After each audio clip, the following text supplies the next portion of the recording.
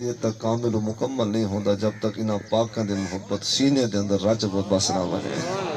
تو جناب حسین ابن علی رضی اللہ تعالیٰ عنہ جنہ دے نا چاون دے نال بھی ایمان دے اچے کھل اٹھتے ہیں، اور اسلام جس نا دوتے ناز کرتا ہے وہ میرے امام دا نا ہے بیا۔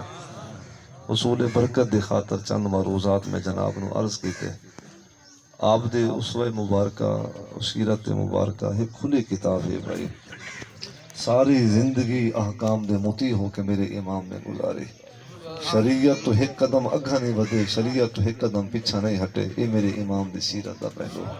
پھل دے لوگو یہ حسین ابن علی دی محبت دا دم بھرا ہی وے، تورا کردار بھی حسین جیسا ہوئے، تورا افکار بھی حسین جیسا ہوئے۔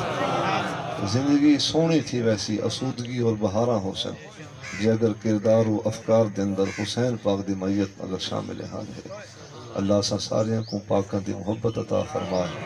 یہ پاک گھرانہ ہے، پاک ہن پہ طیب و طاہر ہن پہ، جنہ دے حق وچ خدا نے قرآن دے آیتاں نازل فرمایا، جنہ تے اللہ نے درود و سلام بھیجا، جنہ دی محبت اور مودت نو فرض قرار دیتا گیا، اے انہاں پاکاں دی یاد دے دن ہن پہ۔